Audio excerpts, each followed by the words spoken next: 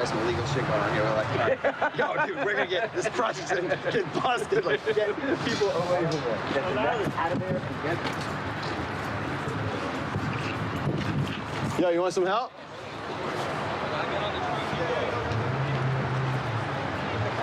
Yo, throw it here. I got it.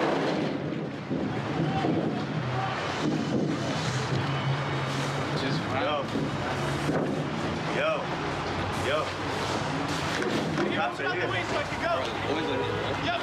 Come on. Yo. Where they be at? Yo. Oh, shit. Yo. Where you going? Where you going?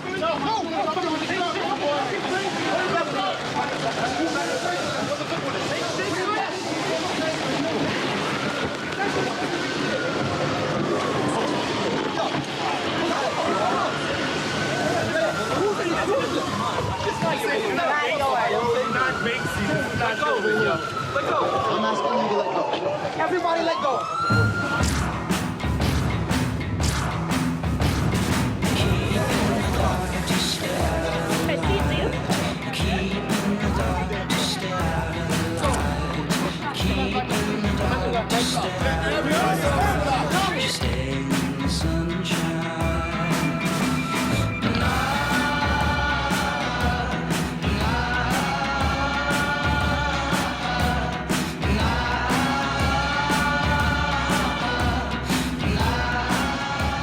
Appreciate you guys. Back us up. Please back up, okay? It was really crazy. It almost seemed like a scene out of a movie. Pleaded with the police to take it out and pick it back up.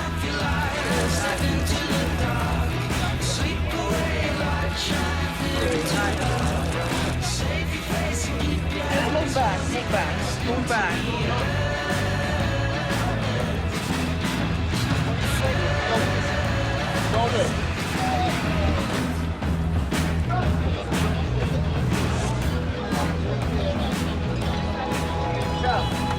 Don't touch me.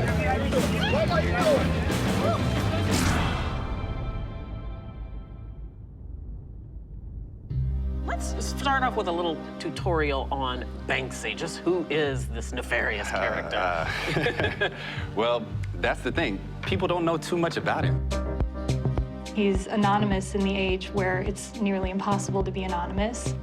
He has a great instinct for pushing buttons. He's distinguished himself from other street artists by having a bigger agenda. He kind of exploded into the stratosphere. All of a sudden, everyone wanted to talk about Banksy. I've heard about this guy for years. He's like the most famous artist on Earth. His works are far more famous than his face. So from Bristol, right? He's an English-born artist. What else do we know about him? That's pretty much it. Banksy has never let anyone see his face. His following is international. Banksy's art often has political and social overtones, and his controversial work has appeared on walls across the world, including here on Israeli security walls in the occupied West Bank. Since then, he's become popular on the international auction circuit, alongside Andy Warhol and Damien Hirst. Brad Pitt and Angelina Jolie are among the growing number of collectors known to pay more than $1 million for a Banksy. Banksy, a legendary British street artist whose works are now popping up all over New York City. All right, he's been tagging the walls of buildings throughout New York. There's a well-known graffiti artist who's making his mark in New York City, on New York City.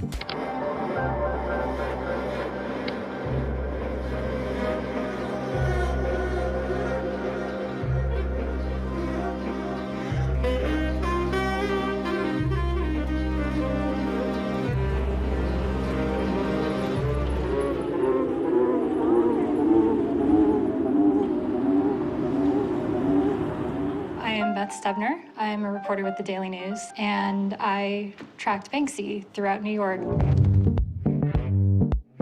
He announced that he was doing a month-long residency. So every morning he'd post to his Instagram account, and he'd just leave the littlest teaser of what he was doing. It's gonna be one piece every day for the entire month of October. Every day he would post on his website with a picture of the piece with no identifying location for where it is.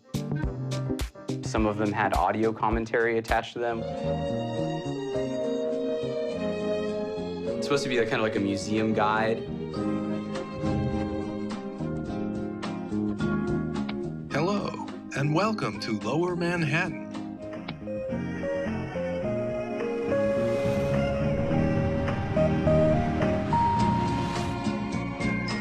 Before you will see a spray art by the artist Banksy. This piece is typical of Bansky's output, relying as it does on life-size characters viewed at a level perspective in monochrome. This effect is achieved by spraying automotive spray paint through an intricately cut shape in a piece of cardboard, or to give it its proper term, cheating. The children in this case represent youth, and the sign represents, well, signs. What was interesting to me as a journalist covering it was the wide array of people who showed up. You had art students, you had plumbers, you had gallery owners that just brought New Yorkers out. Yeah, we're looking for the Banksy piece on 16 and Allen, which I guess is the first of his graffiti artwork in New York City. He's doing a month-long tour on the streets of New York, right? Right. Putting artwork all over the place. Yeah. And we're trying to find the first one. Right. Now let us pause for a moment to consider the deeper meaning of this work. Okay, that's long enough.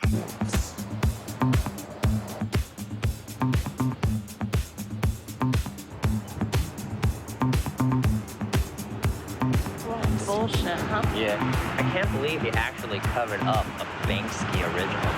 So it turned into a scavenger hunt, in a sense, where people would see this piece and then go, oh my God, where is it? I need to find it before it disappears.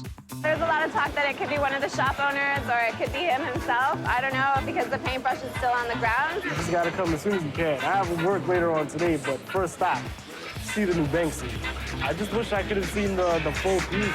I wanted to catch the Banksy graffiti, but it just missed it.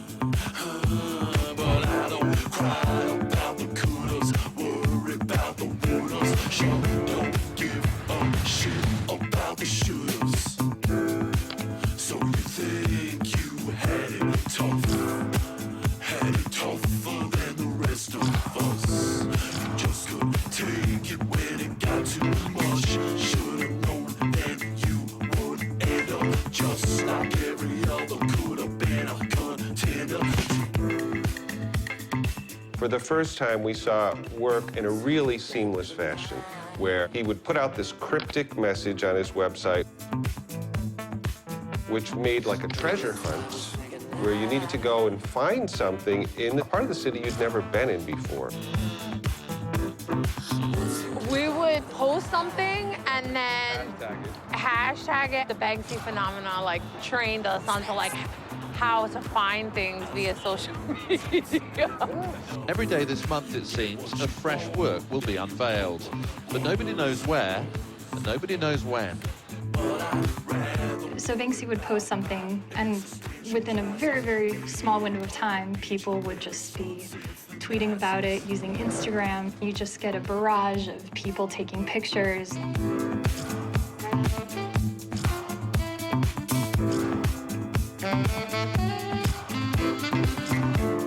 The people who followed him, it was their job, it was their quest to find him.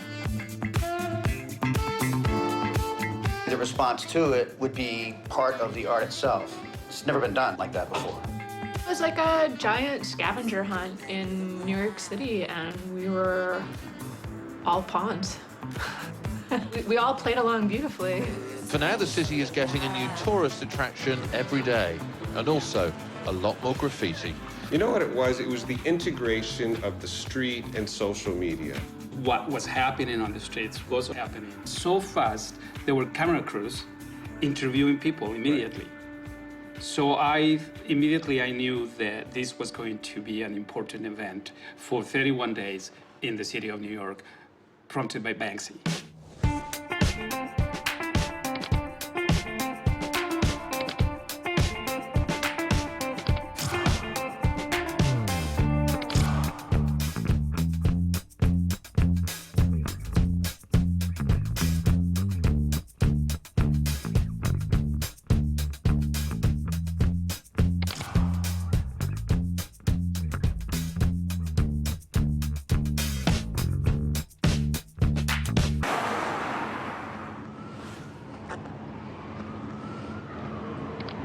The O would be right here. So right where they painted it, look at that. This is where it was. So, and then the Y was right here.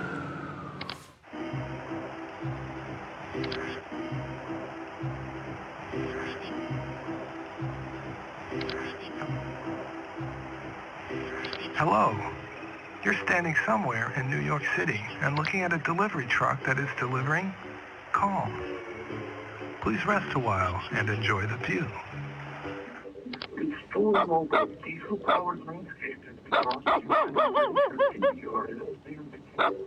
Just found out that it could be on St. Mark's and Second or third. Second or Third. Yeah. We're headed there now.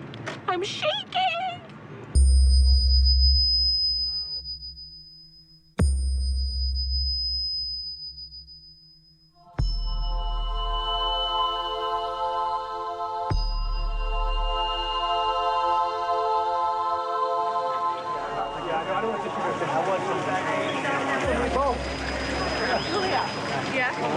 Found it!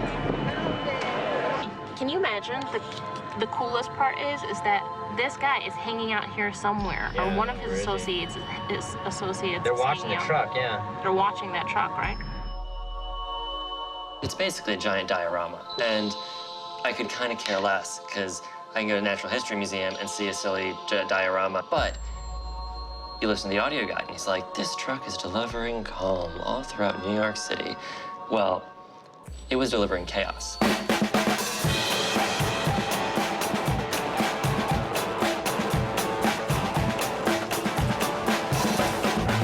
It never once delivered calm. It was driving a Banksy around the city and hordes of people following it. No one was there and thinking, oh, I'm so relaxed. Everyone was there saying, gotta get in, get my picture, how do I? So this is on St. Mark's Place?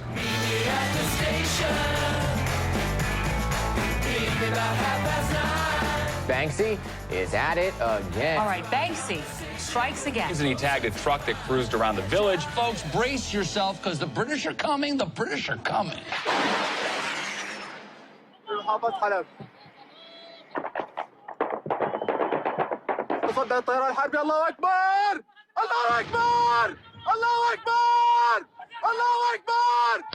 Today's Banksy is a video. Today's Banksy is a video.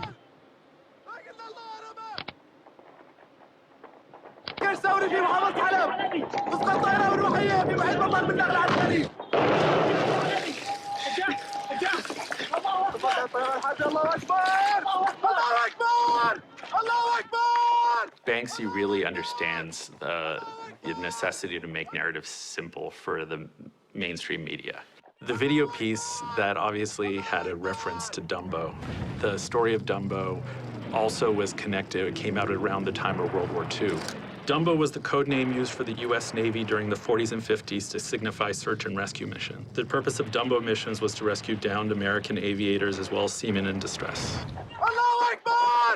Had that video with Dumbo getting shot, right? And if you look at that audio,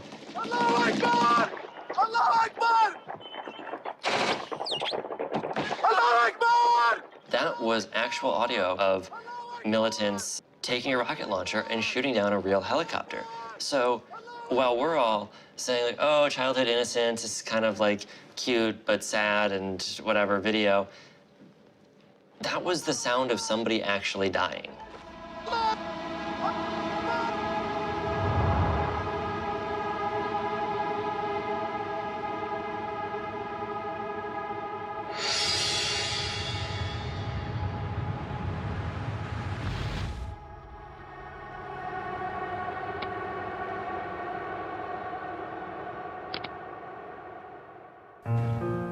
The helium balloon, an object of such poetry, its lightness, its fragility, its way of wandering on a breeze. It's an uplifting visual poem to that most fragile of human emotions. Oh, brother. Such a juxtaposition, then, is a common theme for this artist. Or, to put it another way, He just keeps repeating himself. So this piece, I think, was put up there to be an interactive piece, you know, because there is always hope, the stencil, the girl with the balloon. As soon as I saw it, I was like, all right, I hope a little girl shows up so I can get a shot.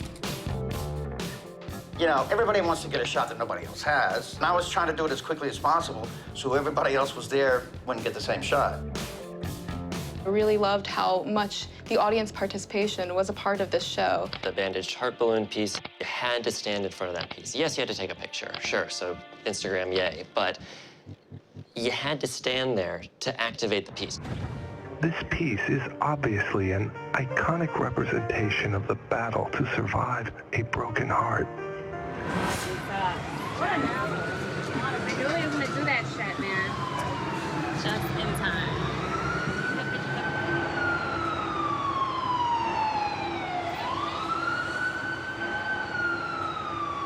Yeah, that's called spot jocking. It's if you put your name or piece next to somebody else's who's like more famous than you, because everybody who looks at that or takes a picture of that one is also gonna get used. First week, you saw people tagging major pieces by Banksy.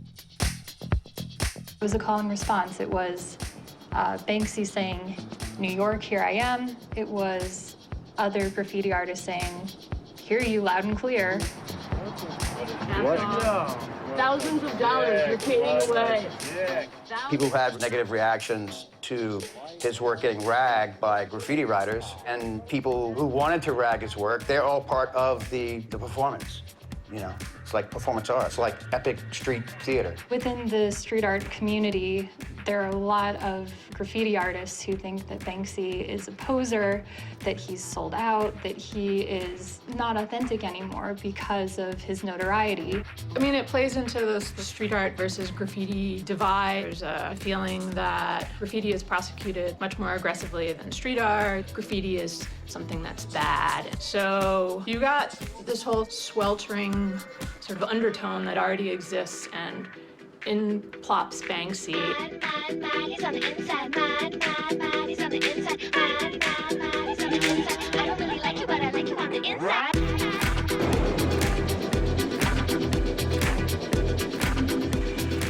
Banksy comes from a sort of traditional graffiti background.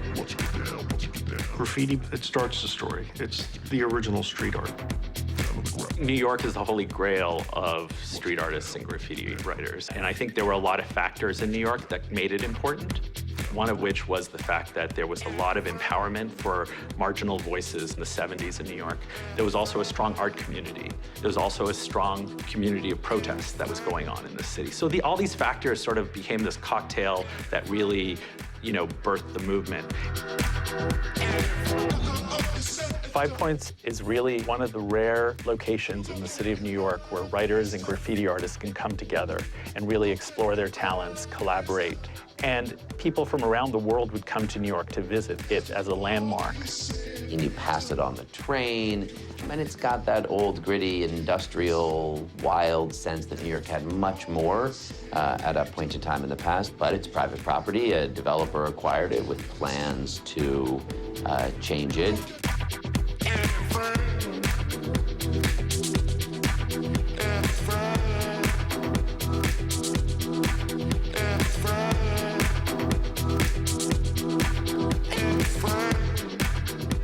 The largest legal aerosol outlet in the U.S., quite possibly the world. It was about artists coming and telling a story. This is a difference between public art and Times Square. Banksy, his quote was, New York calls to graffiti writers like a dirty old lighthouse. And it's true, I mean, it's the birthplace of graffiti. Of course, Banksy chose New York, the midwife of graffiti.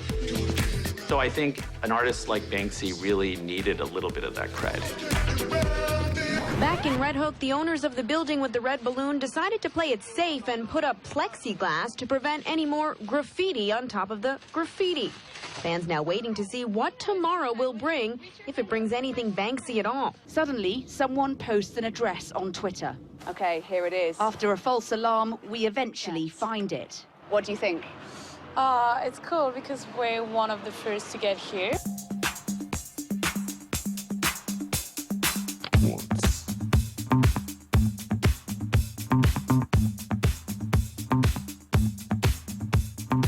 everyone after photographic proof before too many others discover it. The attention was too much for the building's owners. They started covering it up, despite one rich man's best attempts. $1,000 on the door right now. And I'll buy you a new door, Home Depot, today. His last piece sold for $400,000, and it was a piece of stucco. So I would be glad to hang that up on my wall. Oh, man. Come on, man. Let's photograph it. He didn't get his way. Just like that, it was gone.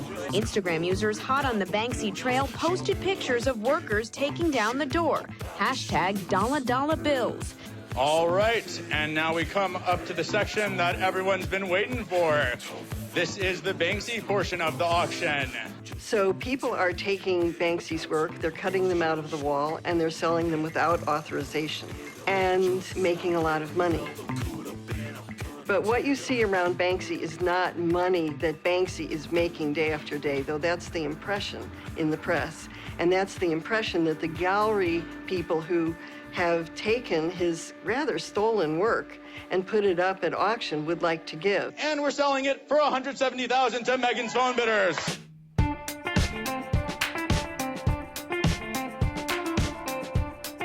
My name is Stefan Kessler. I'm the owner of the Kessler Gallery. Southampton is the bathing and recreation area of New York. Hedge fund guys and people with very good income. So here we have one of the most famous Banksy works from Bethlehem, the West Bank. The name is Wet Dog. In 10 years, this will be millions. And if you compare this with Basquiat, or with Keith Haring, or even with Damien Hirst, you pay for something in this size and this important $10–20 million. 6,200? A few arguments by people is, oh, it's not Banksy's intention that this is in a gallery or this is in a private collection. My answer is always, it was not Picasso's intention when he painted a beautiful woman or gave a piece to the hairdresser as a present, that it shows 40 years later or 30 years later at an auction house for millions. I think at a certain point when he does it, it's not his business anymore. Banksy is never authenticating street art. He puts every work he does on his website. So if it's on his website, it's the authentication of his work. And I think if he goes to bed at night and he thinks about what we do, he's grateful about what we do.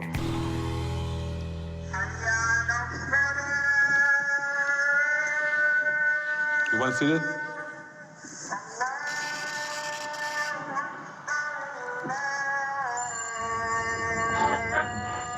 We got contacted from a middleman that those Banksy works, the Wet Dog and the Stop and Search,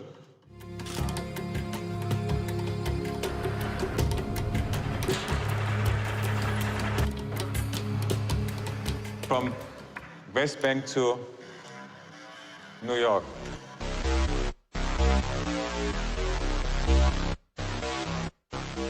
Stop and Search.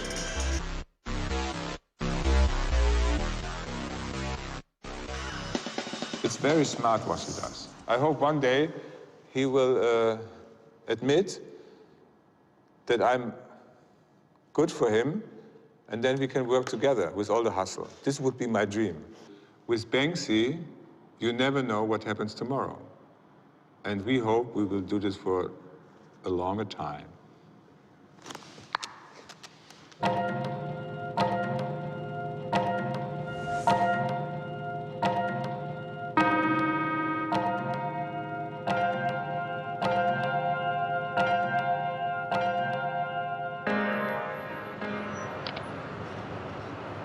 Morning. Good morning.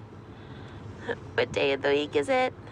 Is it Wednesday? It's Wednesday. I noticed a lot more traffic on the way in, so maybe it's the, I'm already nervous about Banksy, aren't you? Yep, I'm already nervous. Looking around. See if there's anything there. We're in Times Square. Just got word there is a gigantic It's a war horse! piece A war horse! on the Lower East Side. We're headed there right now. We got a tip on Twitter. Come on.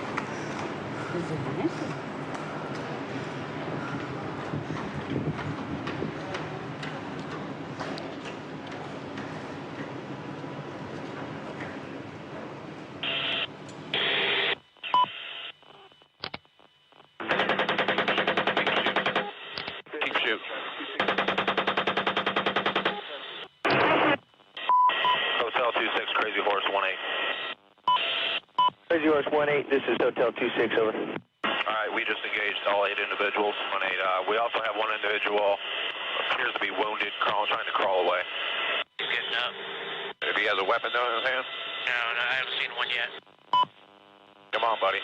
All I gotta do is pick up a weapon.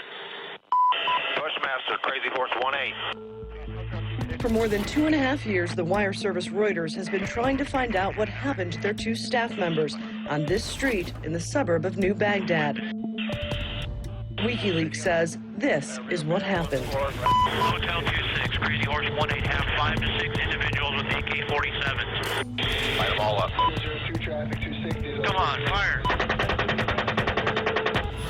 Hey, Roger. Keep shooting. Hotel 26, Crazy Horse 18. Crazy Horse 18, this is Hotel 26, over. Oh yeah, look at those dead bastards. Nice. 26, Crazy. From a distance, you hear the voices on the tape watch as the wounded try to crawl to help. But when help arrives... Come on. Clear. Oh yeah, look at that, right through the windshield. Even from high above, the harsh reality becomes evident as the troops that arrive find 2 children wounded. You see them carry their small bodies and call for help. Hey, I need to get the brass to drop ramps. I got a wounded girl. We need to take the rough to mile. The response on the tape... Oh, it's their fault for bringing their kids to a battle. That's right. To tie it into something that's so real and to, I guess, refocus people's attention, not just on him, but to use that attention to refocus it on this larger issue of, like, what are we paying attention to?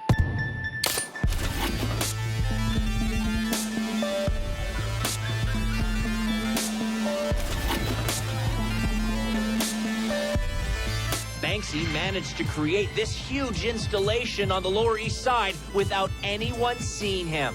There was a blue tarp for a while up, then the blue tarp came down. I think it's kind of cool that he's like this elusive artist. Banksy has promised to create a new work of art every day this month in New York. And no matter where the art pops up, it's sure to cause lots of drama on the streets. All right, these 2 images were posted not long ago on Banksy's website. It's graffiti depicting a beaver chewing down a street sign, but the caption says East New York. Yes. So there's a hint.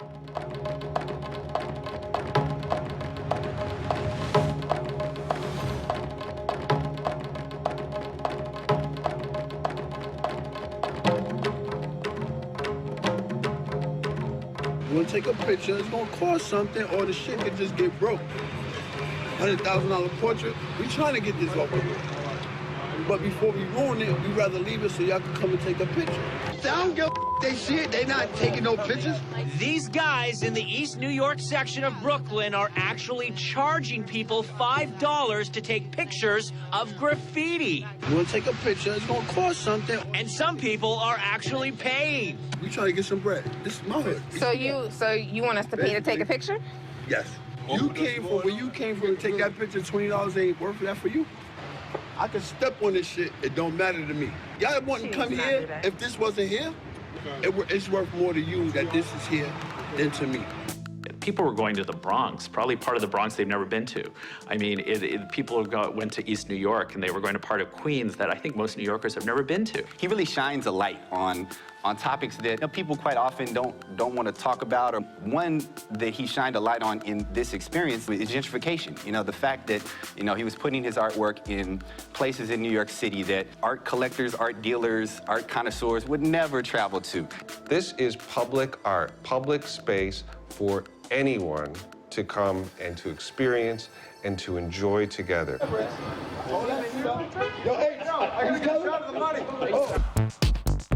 My name's Andrew Russeth, and I'm an art critic for the New York Observer. We didn't write a ton about it. I think probably almost nothing, just because we think of our audience as kind of the traditional, I guess, contemporary fine art world, which Banksy has kind of like made a point of avoiding, and the contemporary art world is, for the most part, kind of avoided him. I just think a lot of Banksy, a lot of street art is just so kitschy, so silly, so, in a way, just dumb. It's just art that kind of like hits you over the head with its message, its point. And you know, I think I'm at least interested in stuff that has some nuance, some subtlety, like makes you feel weird and think weird things. And Banksy is just the worst, lowest common denominator art. The one that I think everyone kind of liked, it was the moving truck with the animals all flailing about inside.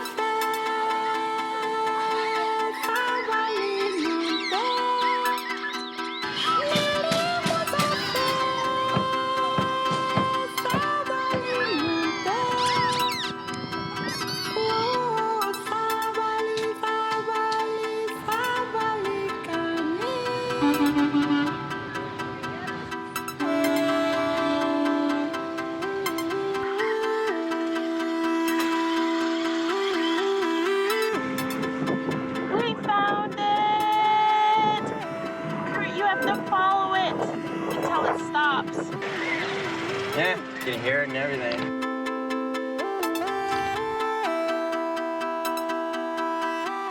Chérie, je m'adresse à toi. Avec toi, chérie, la vie est belle.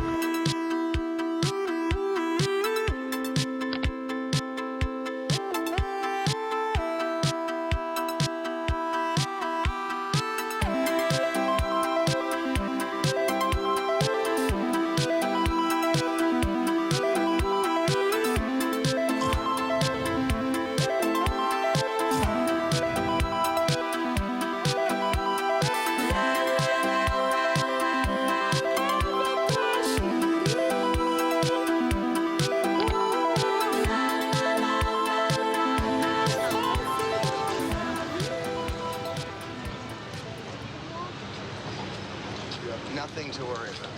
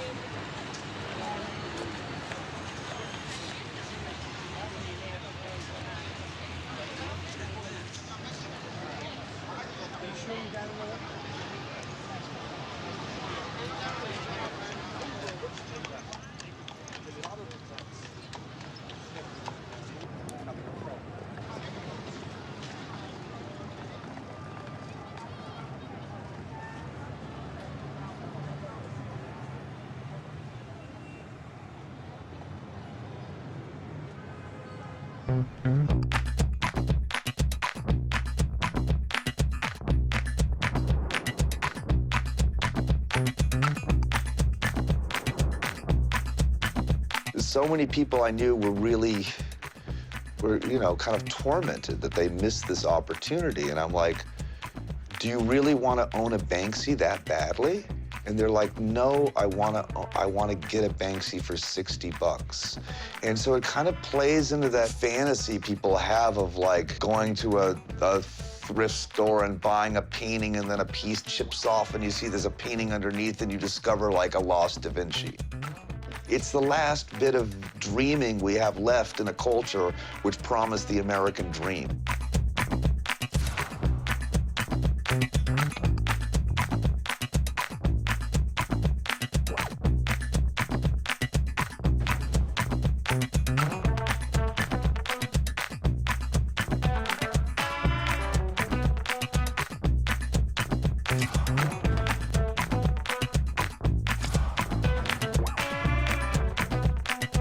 At the new Banksy. At the new Banksy. They're taking pictures of him. Damn. Okay, right behind this blue guy, right there.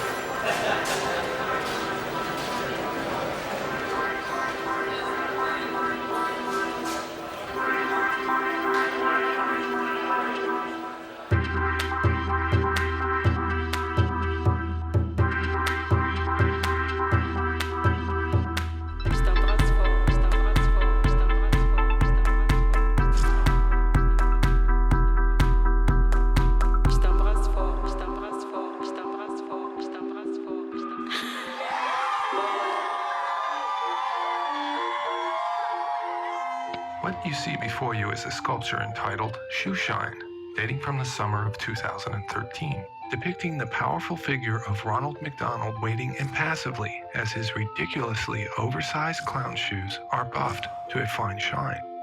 Ronald was adopted as the official mascot of the McDonald's fast food corporation chain in 1966. Fiberglass versions of his likeness have been installed outside restaurants ever since, thus making Ronald arguably the most sculpted figure in history after Christ. For this piece, the artist has reproduced Ronald McDonald in perfect detail, single-handedly. If by perfect detail you mean roughly, and by single-handedly you mean with two people helping. But take a closer look, and you may notice something familiar about this clown.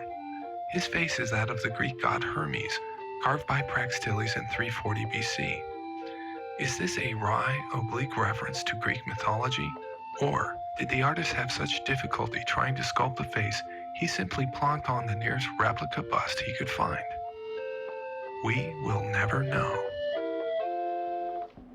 It's the second one. NYPD is hot on his trail, saying what he is doing around the 5 boroughs is vandalism. No one knows who he is or what he looks like, even though he's been around for quite some time. 16 have been painted so far. The NYPD is calling Banksy a vandal, vowing to arrest the artist if he is caught. Well, I don't support the public defacing of, buildings. I'm very intrigued. Police are still trying to track this guy down. We're so close to kind of getting a glimpse of maybe who he is. Police department's stance on the art is graffiti, and it is illegal. Banksy has many fans, but don't count Mayor Bloomberg among them. Graffiti does ruin people's property and is a sign of decay and loss of control. And you running up to somebody's property or public property and defacing it is not my definition of art. Well, it's funny because, Bloomberg's been so proactive with public art. But, it should be sanctioned. It should be commissioned. In the 70s and 80s, it was so prevalent, and it sort of became associated in the New Yorkers' minds with blight. It became associated with crime. Each of these cost us $1 million, in a sense, because others went out and tried to copy. Isn't worth it. Well, it is one of the quality of life offenses, and you can't just take one of those quality of life offenses. It's like three-card Monte and pickpocketing and shoplifting and graffiti defacing our public and private rules. I mean, look, the law is the law, and you're not allowed to deface someone else's property without their permission. You know, at the same time, there's no doubt that the way people experience the city is their interests are perked by seeing kind of a wall in a new way. The twist in the Banksy story is that when he vandalizes your property, its value goes up instead of going down. I wish I can meet him in person to congratulate him because he's giving paint to my building. I'm a real estate developer in Brooklyn, and we're putting street art and murals on all of our projects. It's a wonderful amenity for our tenants, and it creates a vibrant neighborhood and streetscape. You know, so they work so hard to get it off the subways, and now I go in the subways and it's one big ad. It's sort of like, oh, great. You know, there's all this privatization of public space. Graffiti-free NYC. So this is what they want. Okay. Papi?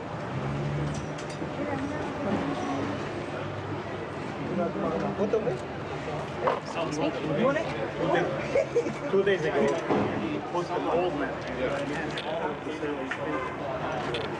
What was it? Sorry about that. 2 women on top of a bridge. Huh? 2 women on top of a bridge. So we do this guy taking a picture? Did it. We found them. We found it. They just defaced it. They did? What'd they do? They just did it. They smeared it all over. Right in front of everyone. Really? Mm-hmm. Some dude painted over it? Yeah. That guy, he tagged over that piece probably 5 minutes before I got there. Like, I was walking around the Williamsburg area looking for that piece and checking Instagram at the same time, like, oh man, this guy just painted over the geisha piece. Don't fuck up, your life's at stake. They're cleaning it. Don't blow it, guys. There were this collaborative group called the Wet Wipe Gang.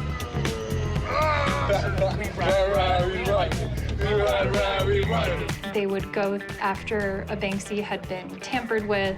They would go in and try and restore it. So there was sort of this altruistic, you know, like Robin Hood do-goodery that was taking place too.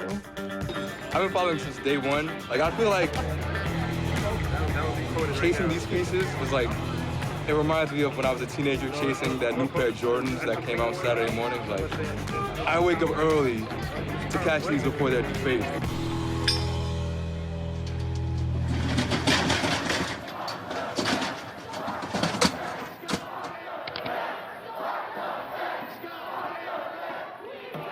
Welcome to Bansky's Better Out Than In. This is more than just another art show. Oh no, wait, that's exactly what it is. This is a collaboration between Banksy and Os Gemeos, the street art twins from Sao Paulo, who are something akin to folk heroes back home. Come in and rest a while. There's a bench right here, and over in the corner is a water cooler full of cheap wine. Please help yourself to a cup. After all, it's an art world tradition to ignore the paintings and gossip over drinks. It's an art district. It's the art district of New York. So having them there positioned like right under a bridge that, you know, would otherwise go unlooked and have that be the place to be other than a gallery in itself is fantastic because it speaks to the entire show, which is having an exhibit outside and having a high demand and such a high interest in it that people would rather be standing outside under this bridge than in any of these lovely galleries with their white walls, you know. So I did a search on Art Forum. Not one single mention of Banksy or the residency on all of Art Forum for a month. I understand if that's not what they want to cover, but you'd think they'd do like one little blurb like, hey guys, Banksy's in New York. We think he's silly. The thing about the art world is that they're inheriting an artist with millions of fans, a whole history, and a whole language around them. It's unfathomably more complex than they can catch up. And yet, they feel obliged to put in their opinion, while their opinion is going to be based off of, like, we missed this. These pieces were inspired by the Occupy movement that started in Wall Street in 2011. But quite how exhibiting these pictures under a bridge in the heart of Gallery Row is supposed to be doing anything for the 99%, we can't be sure. I mean, it gets pretty deep and serious sometimes so, like the piece with the horses. I don't know what it is about Banksy that he's not the first and it definitely won't be the last street artist that there is, but there's something about his wittiness, I guess. I mean, it's always a bit funny. This is the first hipster scavenger hunt. Every day people wake up. My first thing I Google, other than my own handsome pictures, is where's the new piece, what's going on? That was like the reason that he wanted. You know who says he's a sellout? Motherfuckers that ain't making no motherfucking money thinks he's a motherfucking sellout. This wine's pretty strong. I'm not sure if I can do this anymore. I say hit him with the water cannon. It's the only time these filthy idiots ever get a wash. I mean, they should occupy a bathtub, maybe. Can I get some more wine?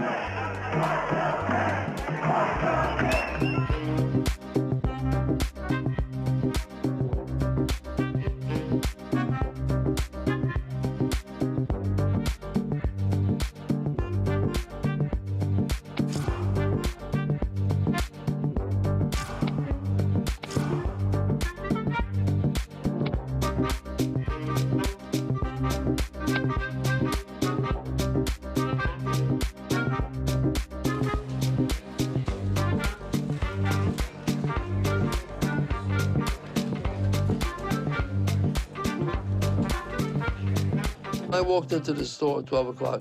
He said to me, there's a Banksy over there. And I said, who's Banksy? So tell him the story. I got a text from my cousin about 10 after 9 Sunday morning. He said, you guys must be pretty busy over there today. And I said, why? He said, well, there's a Banksy around the corner on DSW. Kids were acting out. They were putting their head down on the standpipe. Everybody was just so full of good feelings. Only joy, no negativity.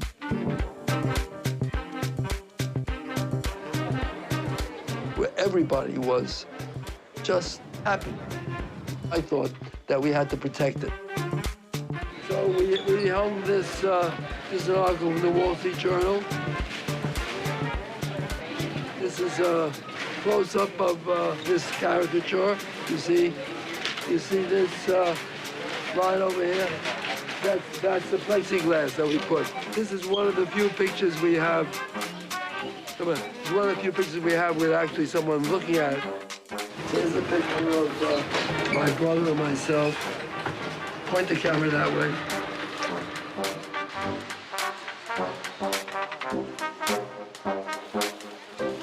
There it is. So that's one of the few Banksys that have survived. Okay, guys? Yep. Okay, go on.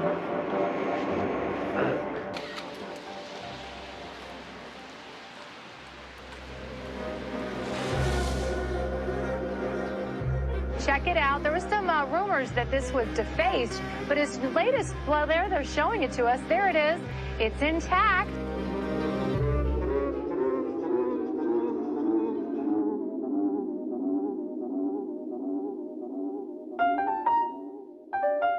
So this is what we're looking for. It's in Flushing, Queens.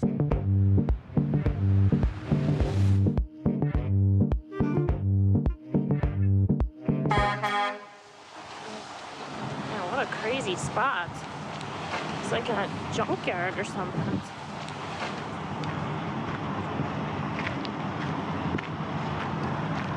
Man.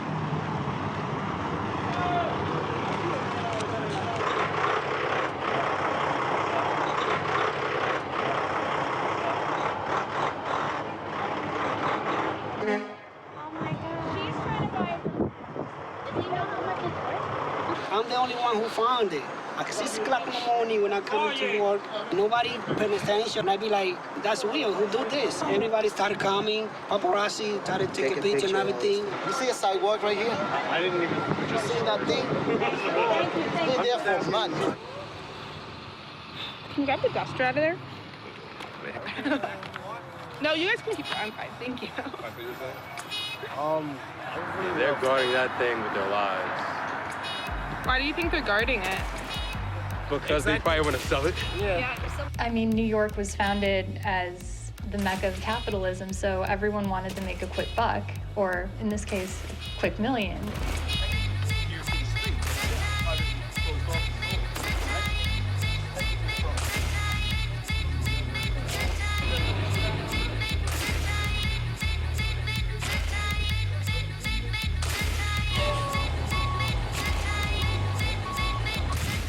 Somebody's already stealing the piece.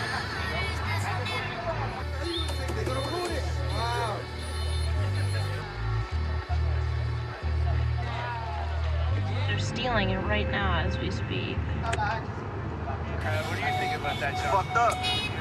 They don't even know who the artist is. Yeah, right? They don't even know who the artist is. They think they're gonna get money on eBay. They probably will, but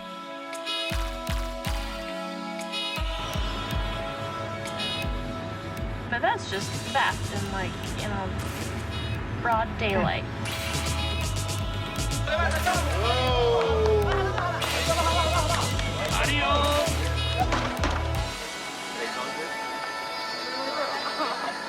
Gone. Never even existed. Like it never even happened. Same pile of rocks that were there yesterday Yep, are there the now. same stupid ass pile of rocks in the same stupid pile of rocks in the stinky little pond on the worthless piece of property that they're going to tear down to turn into housing development. Speaking of stinky, you're pretty stinky, mister. Hey man, I had to go far and wide for my Banksy experience.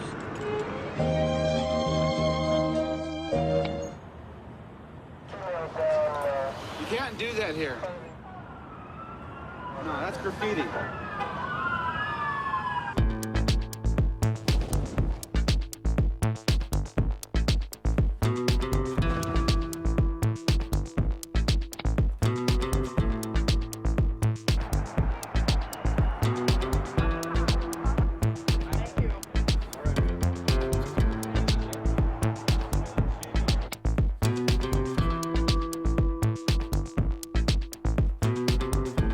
Kurt's on TV. You really got to find out what those things are, race to them, take the pictures, and start talking to people, enjoy the area, because I think it all just adds to the whole ambiance. $1.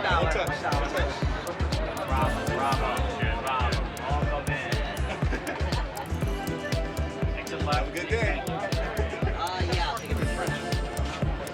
Ask for permission and permission is granted.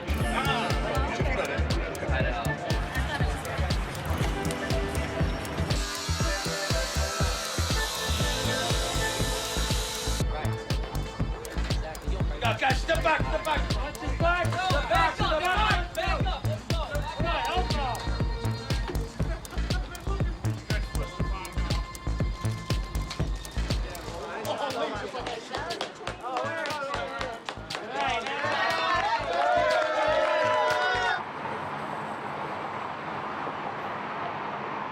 Meantime, there's been a rash of greed surrounding the concrete sphinx he put up on Tuesday near Citi Field. Two auto shop partners took it. They told the Post they were offered $50,000 for it, but they say they're holding out for more. And they claim that they did not steal it because Banksy did not report it stolen.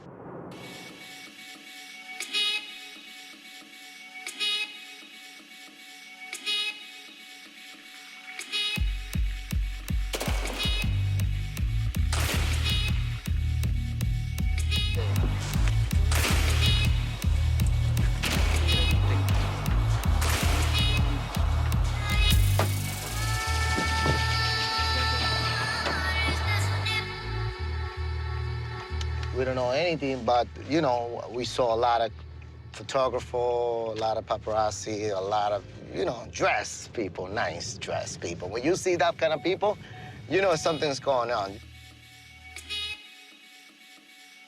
They just told us, oh, you got to be very careful because this is very important.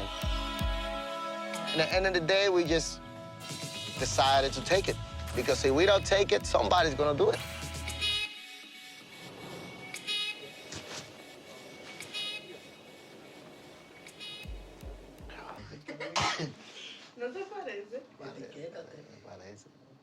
He got a plan for his mother. You know, he want to buy maybe a house or something, you know. Maybe this is the opportunity you got one in your life. They make you change your whole life. New York right now is very expensive to live. Oh, yeah. You know, in this little basement, we already paid $1,400 for this. 3 days ago, we got an email and that they would like to sell it. We have a Banksy piece. We want to sell it. Okay, then come by.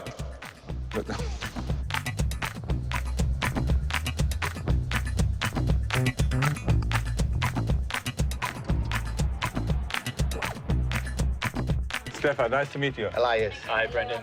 Elias. Nice to meet you. This is the boss. How are you? Stefan, nice to meet you. My mom. So is this the Banksy? Yeah. This is the Banksy, huh? Yeah.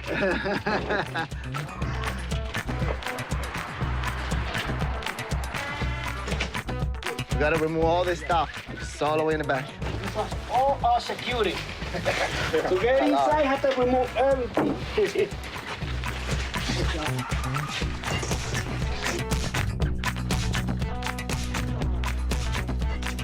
And this is it. Can we go in? Go ahead. Who's not gonna like this piece? It's unique.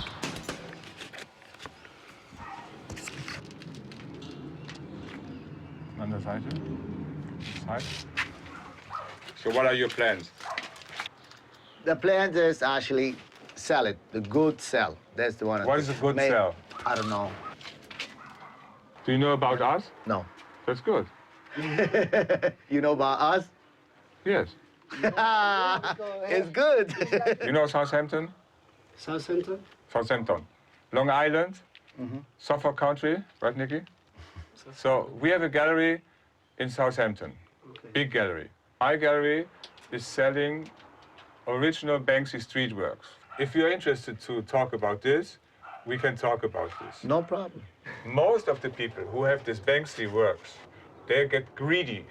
They say, oh, this is millions. And millions is ridiculous. Life is about solution. Exactly. I always say that.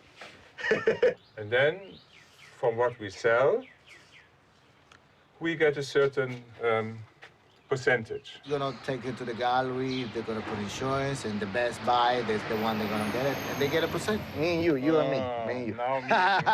What is your opinion? ¿Qué opinión usted tiene? Then we will show it in Southampton this summer. And then we go to...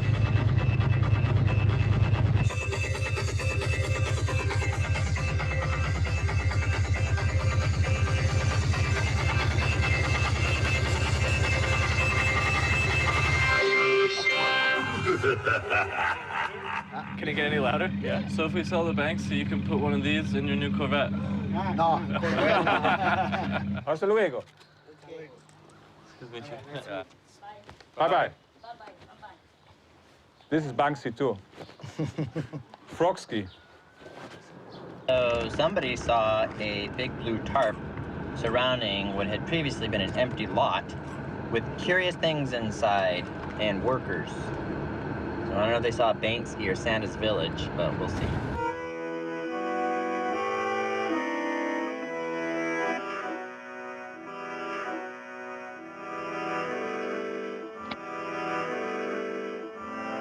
It is often said that the role of art is to remind us of our mortality. Banksky's take on that seems to be mounting an art show that goes on for so long. We all wish we were dead already.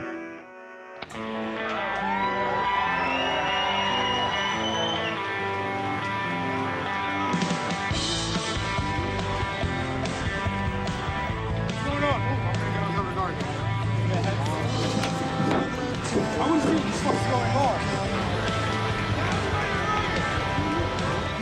gentlemen, please don't crowd in the street, please. I have no idea. I didn't even know this is happening. Seasons don't fear the reaper, nor do the wind, the sun, or the rain.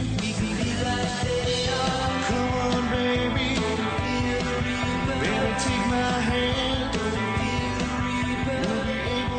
It was like a happening. It was just this momentary thing, and either you were there, or you found out about it, or you missed it.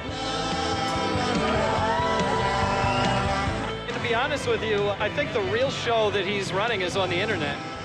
It's like the internet's almost the graffiti wall. It's like every one of these new Banksy pieces is kind of like a stencil that we're, running around throwing up all over the place for him. This is street art. I'll be on like Tumblr saying, what can I reblog today? Like, you can't reblog this. You have to experience this.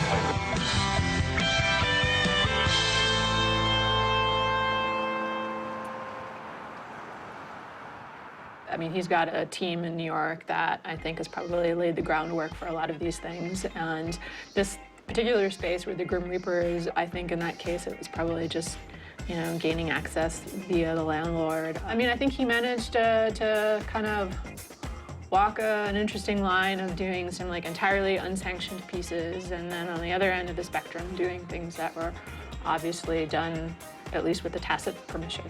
Crowds in Chelsea were flocking tonight to see Banksy's latest installation. It's under the High Line. I could never get a solid answer out of anyone. I managed to talk to one of the instrumentalists, the accordion player, the Grim Reaper. They had to sign all these confidentiality clauses. But in my opinion, I think it kind of proves that he isn't this sort of rogue street artist anymore, that he is a businessman, and he has to protect his brand. And his brand is this sort of fly-by-night, cloak-and-dagger street artist.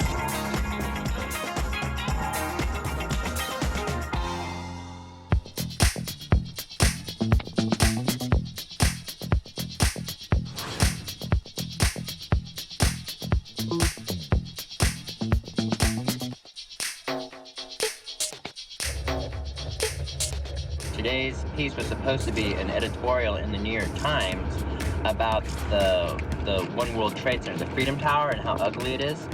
And but the New York Times declined it. Now, meantime, not everyone is happy with Banksy tonight. He posted an op-ed piece on his website that he submitted to the New York Times, which the newspaper declined to print. In the piece, he calls the Freedom Tower in Lower Manhattan the biggest eyesore in New York City and a shy skyscraper. He said it was something that could be built in Canada, which pissed off not only New Yorkers, but Canadians. I think a lot of us agree that the new Freedom Tower is in a very nice building architecturally. And, whether he was actually going to have this published, I don't think that was the point. This idea of being censored was really part of the message. Can you explain to everyone then what the Banksy thing was? So the Banksy piece said on the side of the building, this site contains blocked messages, right? He went to a spot across from the World Trade Center, right, on the other side of the river, and put that up there. This site contains blocked messages in full view of the Freedom Tower. And now it's going to be world headline news.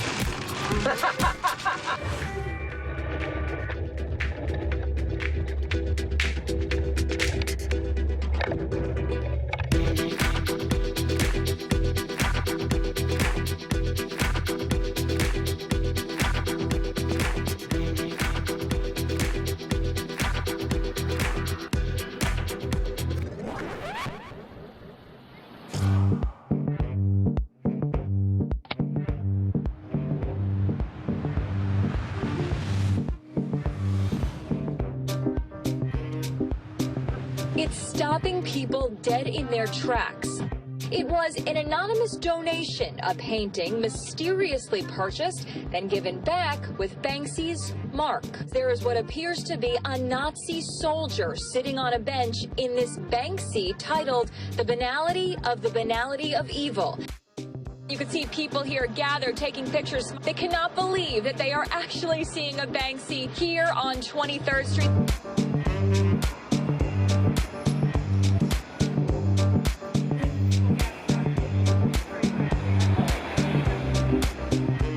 He takes a benign, picturesque thrift store version of humanity and nature. He basically put a Hitler mustache on this guy. He just totally twisted it, and so it becomes so far from any form of political correctness. And then he twists it again by doing about the most politically correct thing you can do as a successful artist. But he puts this up in auction for the homeless.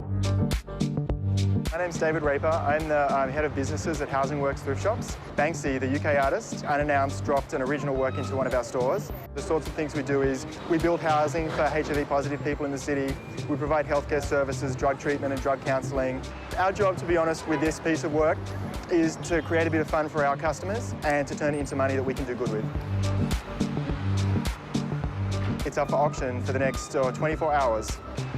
It was come and left in the store very quietly, and then a little while later we got a tip-off from his people that there was an original work in the store, and that's how we found out about it yesterday afternoon. The original work was actually bought here about 2 weeks ago for $50. The little bit of extra work that he's put in has turned into something that's going to be over $250,000.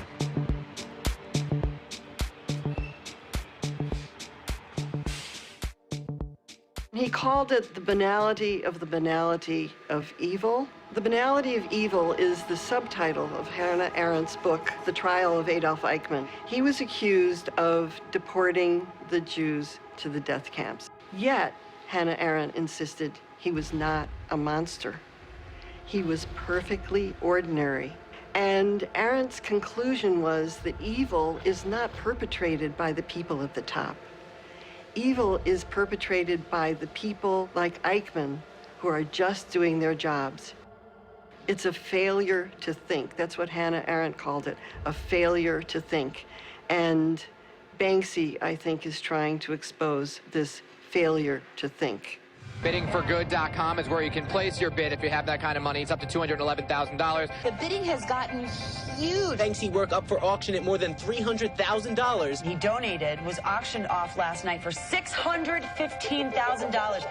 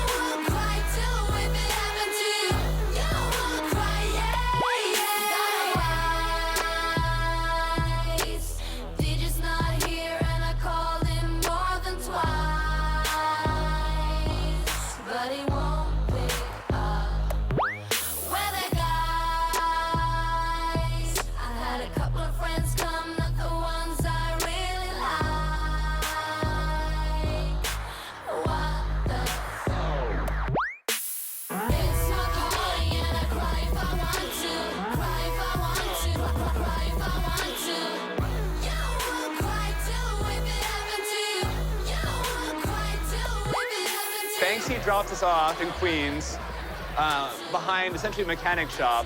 And these guys get there, the owners, totally regular guys. So they actually loaded it into their truck, drove away with it, put it into their grandmother's garage. Hey, how are you? Good. Nice to see you. Me too. How's your attention? Good. A lot of people. I think this is the piece of the fair. I'm very happy with the resonance of people. This is the first night tonight, and I think this is the major piece of the whole show.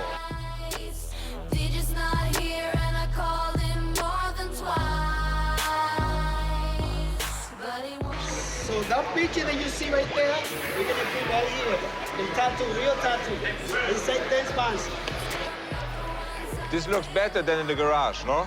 Yeah. So now, today or tomorrow, they look, and then they come back, and then today is circus, you know, everybody's looking, So the asking price is $350,000. I think it's a very significant piece from the New York show. And I'm happy that they contacted me and that we were able to make a deal. I think we're gonna sell it. Good luck on that. It's good. I'm gonna be around, see what I can find. The rich see the art about money. Banksy see the art about art. He did it when he was in New York in November. So he sets it up every time you move it? No. Banksy? Yeah. No, he has nothing to do with it. But you sold today. I hope so.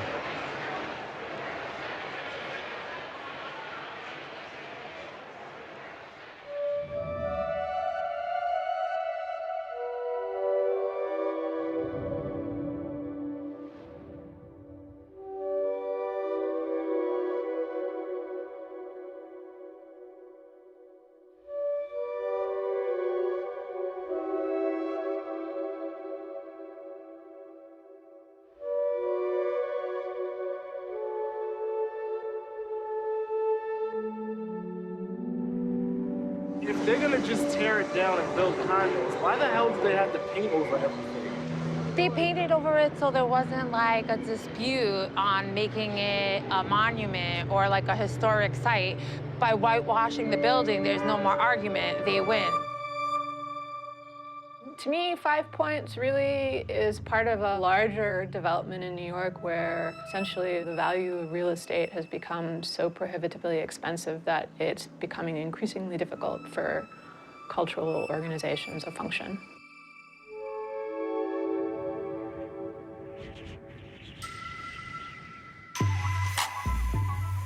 A lot of the development that takes place is for people with a lot of money, drives out people who have lived in their neighborhoods for a long time, that the benefits of new development aren't being shared anywhere near as well as we want them to, that the inequality crisis hits neighborhoods often in the form of some new glass and steel luxury tower.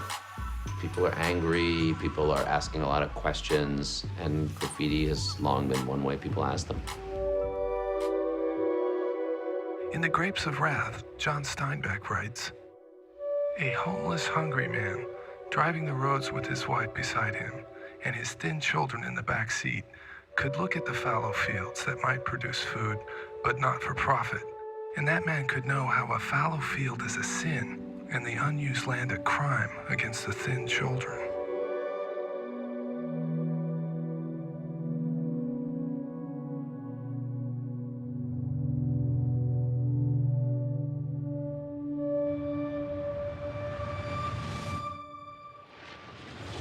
Today's piece.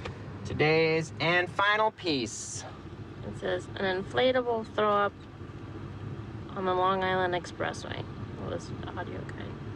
And that's it. Thanks for your patience. It's been fun. Saved by 5 points. Bye. Well, this is the last day of the show, and I'd like to say we're going out on a high note. And I guess in a way, we are. Graffiti god Banksy wraps up New York residency with this final work. And his admirers, of course, flock to the site, including some who may have admired it a little too much. You could see the piece. It was beautiful. Within minutes, they came up with the ladder. Scaling the side of a building with a hatchet to cut down the valuable work of art. Someone's taking the piece down. It's an homage of sorts to the most prevalent form of graffiti in the city that invented it for the modern era. This vagabond shoe. As fans gathered to see the piece, two men were seen trying to remove the balloons. My heart just like sank to the bottom of my stomach. But as they hit the ground, they were soon confronted by members of the public. Now this piece created what we New Yorkers love, a fight on the streets. Okay, cue the cops.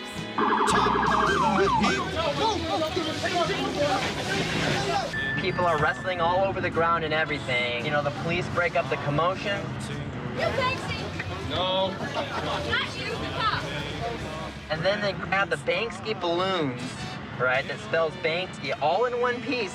The cops just standing around it as if it was a corpse. Balloons represented Banksy. They finally, at the very end, caught Banksy. That's amazing. Finally caught their man. They finally got Yeah. their man. They were just stuffing it in the back of a paddy wagon. I was pleading with the police. I was like, you don't understand the social currency involved in this. Please put it back up. Put it up. Don't touch me. I'm fighting with a cameraman that was ruthless and is elbowing me and it's breaking my ribs. And I said, don't do that. And then they hurt me, maybe. No, sir, no. They all look at me, and I took a photograph. And then the next minute, I'm in handcuffs.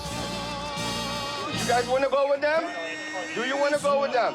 Now, the last Banksy piece is in police custody. It was an emotional experience for most of us that hunted Banksy for the month. So, what does the artist hope to have achieved with his so-called residency? Shame it didn't get any press. Banksy asserts that outside is where art should live, amongst us, where it can act as a public service, provoke debate, voice concerns, forge identities. Don't we want to live in a world made of art, not just decorated by it? To you, new